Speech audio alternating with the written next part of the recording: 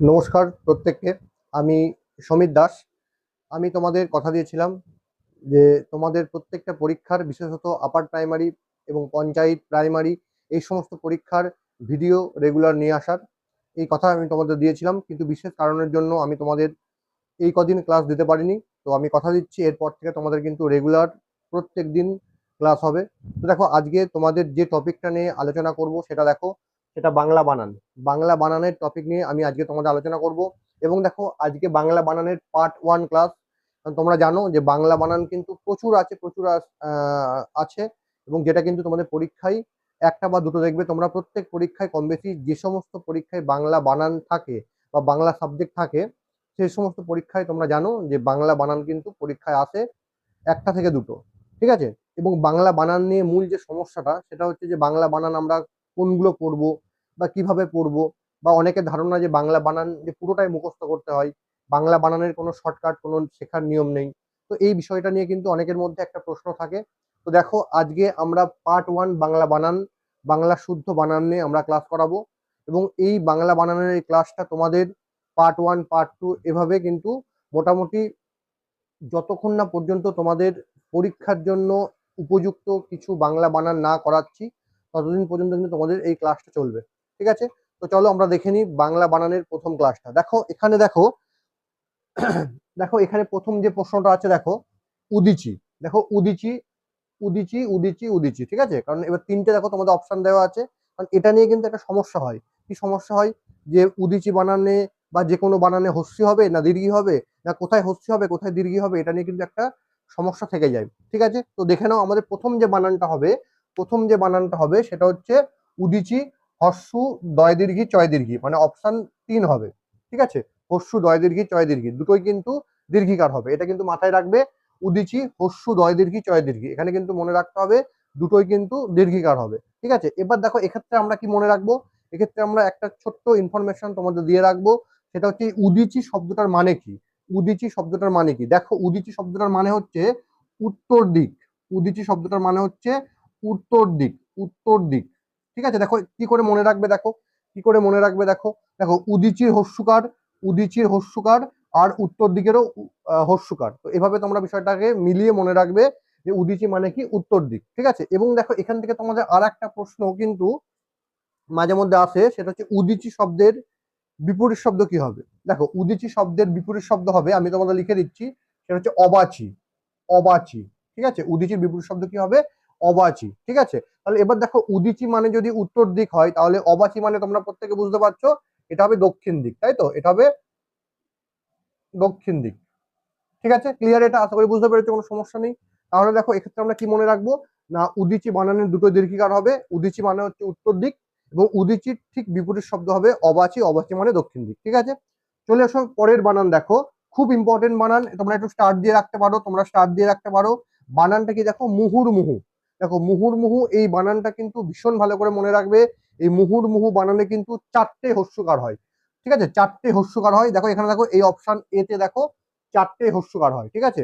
আচ্ছা, এবার দেখো বিষয়টা হচ্ছে, এবার অনেক জায়গায় অনেক পরীক্ষার ক্ষেত্রে কি হয়, মানে এই যে রেপটা আছে, রেপটা কিন্তু মানে একটু ঘুরিয়ে পেঁচিয়ে দিয়ে দেয়। তো তোমরা কি করে মনে রাখবে? দেখো, তোমরা মনে রাখবে, দেখো, দেখো তোমরা এভাবে মনে রাখবে যে ময়স্যু হয়স্যু র, ময়স্যু হয়স্যু র। তুমি এভাবে বিষয়টাকে ভেঙে ভেঙে মনে রাখবে।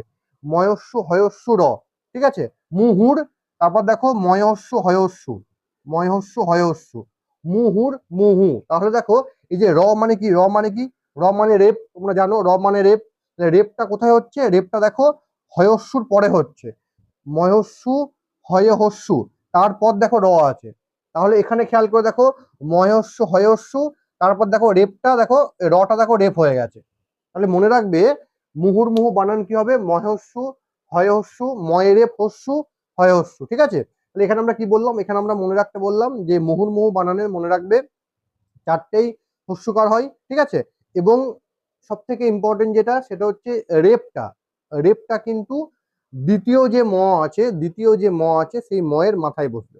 ঠিক আছে? কি করে মনে রাখবে? দেখো এখানে লেখা আছে ময়স্যু হয়স্যু র, তাই তো? তারপরে দেখো ময়স্যু হয়স্যু, তার মানে রেপটা দেখো ময়স্যু হয়স্যুর পর রেপ আছে। দেখো এখানে তাহলে আমরা রেপটা কোথায় দিয়েছি? দেখো, ময়স্যু হয়স্যুর পর রেপটা দিয়েছি। ঠিক আছে, এটা এভাবে মনে রাখবে। ঠিক আছে, চলে এসো পরেরটা।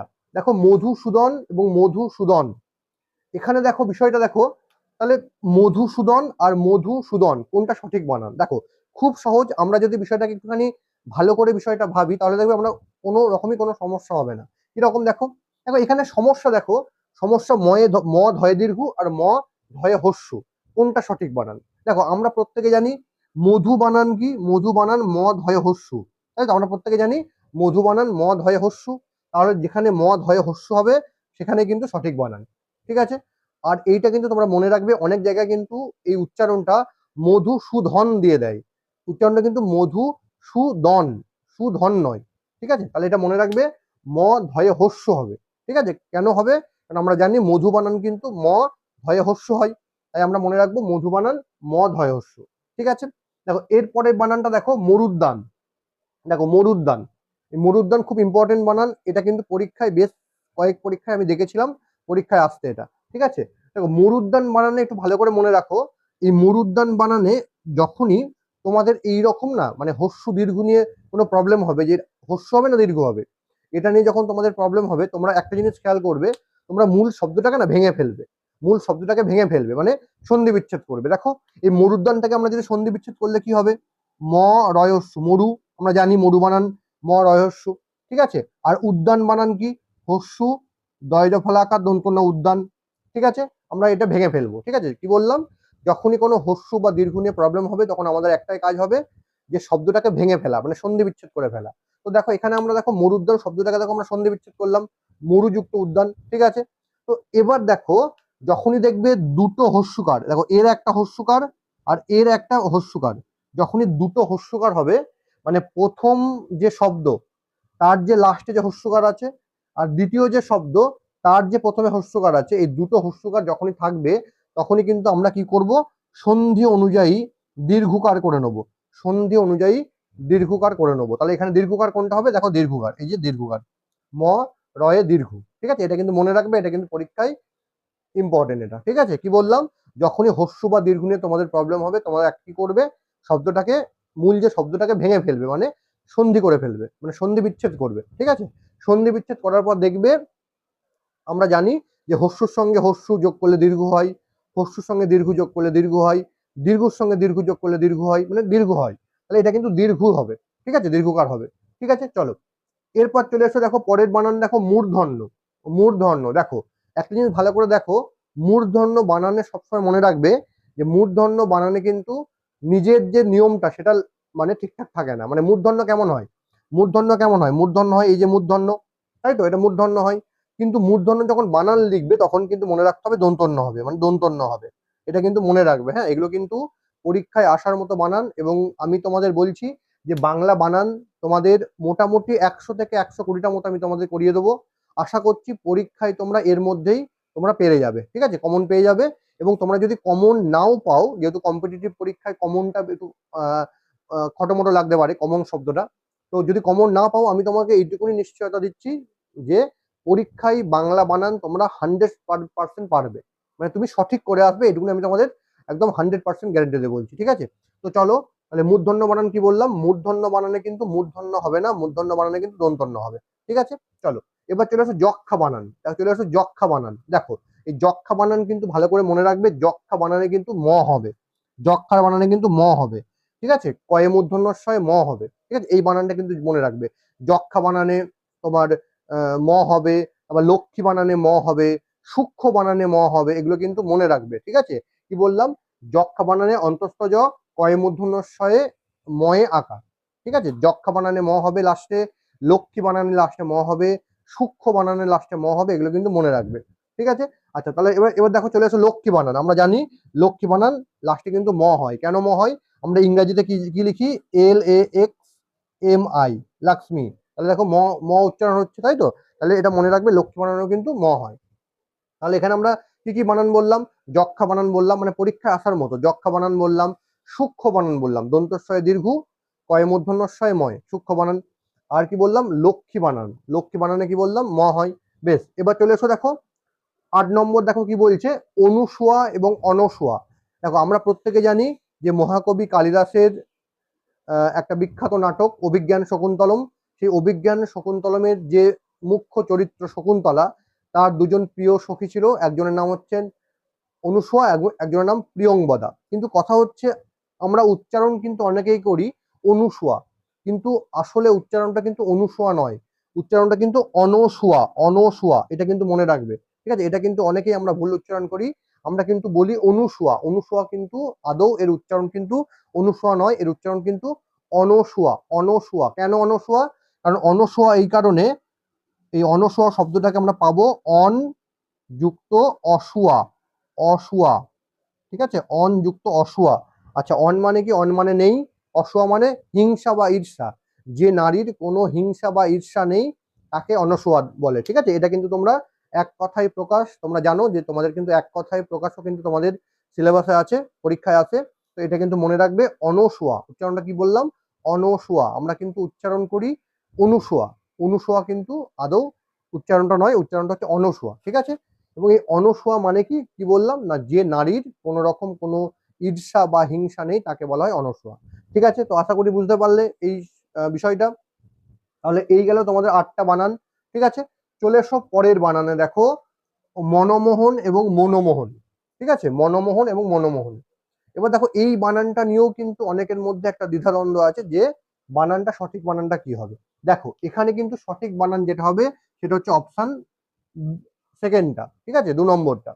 তাহলে এবার দেখো, এবার বিষয়টা হচ্ছে কেন ম দন্তন্বয়ে ওকার হবে, কেন ম দন্তন্য হবে না। দেখো, এই মনোমোহনে আমরা যদি সন্ধি বিচ্ছেদ করি তাহলে হবে ম দন্তন্বয় বিসর্গ, মনো যুক্ত ময়কার হ দন্তন্য।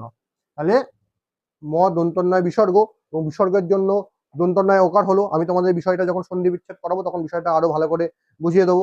ঠিক আছে, তাহলে এখানে কিন্তু ম দন্তন্বয় ওকার, মনো ময়কার হ দন্তন্য মোহন, মনোমোহন। ঠিক আছে, কি বললাম না, ম দন্তন্বয় বিসর্গ, বিসর্গের জন্য কিন্তু ওকারটা হচ্ছে। ঠিক আছে, কারণ এটা বিসর্গ সন্ধির ক্ষেত্রে নিয়ম আছে, আমি তোমাদের বিষয়টা আরো ভালো করে বুঝিয়ে দেবো যখন সন্ধি করাবো। ঠিক আছে, তারপর চলে এসো, তারপর চলে এসো সব থেকে একটা গন্ডগোলের বানান, সেটা হচ্ছে দেখো এতর দ্বারা। দেখো, এতর দ্বারা, এই এতর দ্বারা কিন্তু আমরা কি বলি, দেখবে অনেক সময় দেখবে বিভিন্ন যখন নোটিশ আসে বা যখন বিজ্ঞপ্তি আসে তখন দেখবে বলে যে এতর দ্বারা সকলকে জানানো যাচ্ছে যে। তাহলে এখানে বিষয়টা হচ্ছে, এখানে মনে রাখবে এখানে সঠিক বানান কিন্তু এই বানানটা। এবার এটা নিয়ে কিন্তু একটুখানি তোমাদের একটু সমস্যা হতে পারে যে কেন এই বানানটা হবে, এই বানানটা তো আমরা জানি। দেখো, বিষয়টা কি করে মনে রাখবে, দেখো আমরা যদি এটাকে সন্ধি বিচ্ছেদ করি মানে ভেঙে নিই তাহলে কি পাবো, আমরা পাবো এ ত দয় হসন্ত, এতদ যুক্ত দ্বারা, যুক্ত দ্বারা। তাহলে তোমরা খেয়াল করে দেখো, এই যে সন্ধি বিচ্ছেদ করলাম, এই সন্ধি বিচ্ছেদটাকে আমরা যদি আবার সন্ধি করে নিই মানে যুক্ত করে নিই তাহলে আমরা কি পাবো, দেখো আমরা কটা দ পাচ্ছি, এ একটা দ পেলাম, এ একটা দ পেলাম, আমরা দুটো দ পেলাম, আর তার সঙ্গে একটা ব পেলাম। তাহলে এখানে দেখো একইভাবে দেখো দুটো দ আছে, তার নিচে ব আছে। আমরা কিন্তু এভাবে বিষয়টাকে মনে রাখতে পারবো। হ্যাঁ, আমরা কিন্তু এভাবে বিষয়টা কিন্তু মনে রাখবো।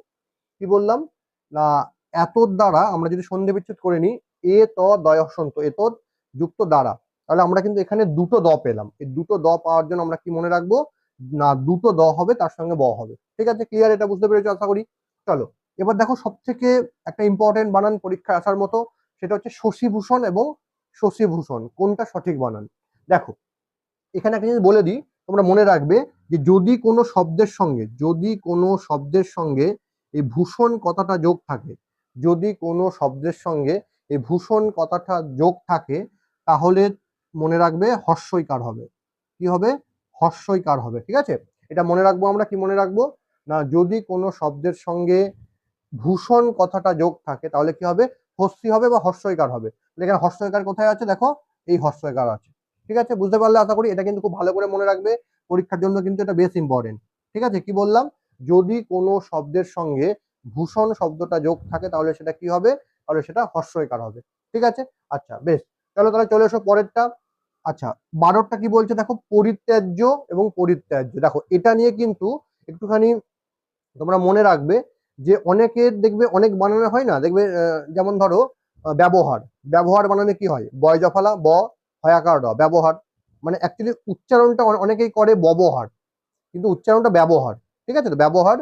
এবার দেখো, এই যে দেখো ব্যবহারের দেখো আকার নেই, বয় জফালা ব হয়াকার ড, আকার নেই। এবার সেই সূত্র ধরে কিন্তু অনেকেই মনে করে যে এখানে কিন্তু আকার হবে না। ঠিক আছে, কিন্তু এটা মনে রাখবে যে পরিত্যাজ্য বানানে কিন্তু আকার হবে প রয়স্বী তয় জফলা আকার বর্গীর জয় জফলা। ঠিক আছে, পরিত্যাজ্য বিষয়টা কিভাবে মনে রাখবে, বিষয়টা কিভাবে মনে রাখবে দেখো, বিষয়টা মনে রাখবে তোমরা মনে রাখো পরিত্যাগ, পরিত্যাগ বানানে কি হয় আকার হয়, তাই তো? কি করে মনে রাখবে, পরিত্যাগ বানানে তয় জফলা আকার হয়, পরিত্যাগে আকার হয়। পরিত্যাগটার পরিত্যাগ যে শব্দটা তার তো পদ পরিবর্তন পরিত্যাজ্য বা পরিত্যক্ত হয়। আচ্ছা তাহলে এখানে আমি কি বললাম না, পরিত্যাগ বানানে যেহেতু তয় জফলা আকার হয় সেটা তোমরা মনে রাখবে এখানেও কিন্তু আকার হবে। ঠিক আছে, এবং লাস্টে তো জফলা হবে। ঠিক আছে, তাহলে পর অয়স্বী তয় জফলা আকার বর্গীর জয় জফলা। ঠিক আছে, আশা করি বুঝতে পেরেছো। চলো পরেরটা দেখো, নিরবচ্ছিন্ন এবং নিরবিচ্ছিন্ন। দেখো আমরা কিন্তু উচ্চারণ করি নিরবিচ্ছিন্ন, আমরা উচ্চারণ করি কি নিরবিচ্ছিন্ন, কিন্তু মনে রাখবে এটা সঠিক বানান কিন্তু নিরবচ্ছিন্ন, নিরবচ্ছিন্ন।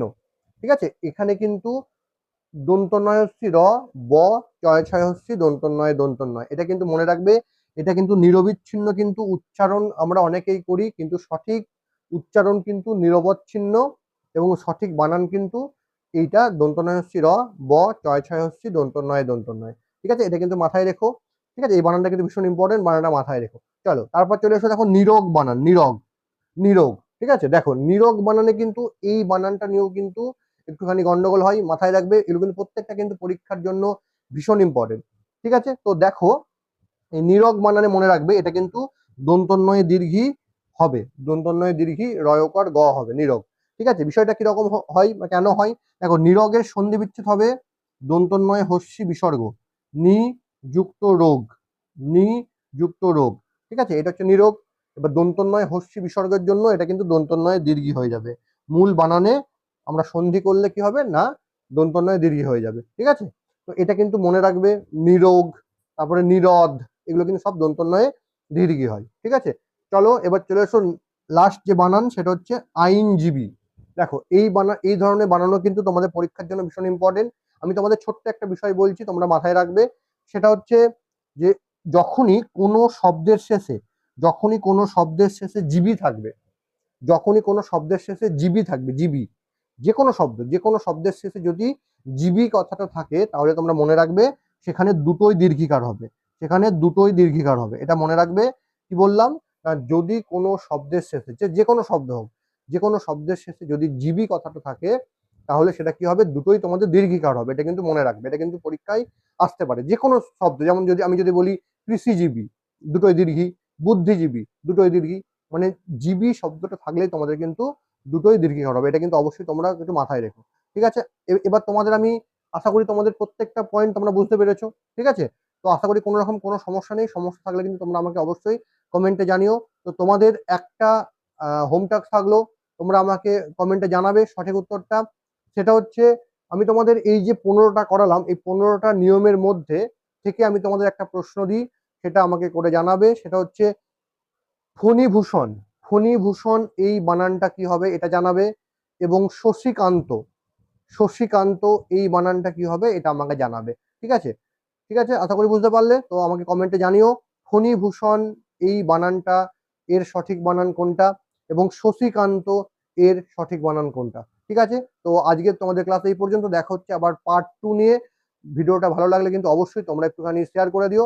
ঠিক আছে, চলো আজকের মতো টাটা।